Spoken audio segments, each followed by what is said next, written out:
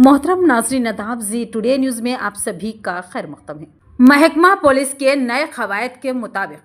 तिजारत को रात 10:30 बजे बंद किया जा रहा है, लेकिन मुकर्ररा वक्त के बाद तिजारत को खुला रखा जा रहा है, क्योंकि साबिक में पुलिस ने ही नरमी अख्तियार की थी और बाज़ होटल मालिकीन की जानिब से साजबाज करते हुए रात देर गए तक होटलें खुली रखी जा रही थी। अब जबकि होटल और दूसरे ताजरीन को रात देर गए तक तिजारत को खुले रखने की आदत सी हो गई है,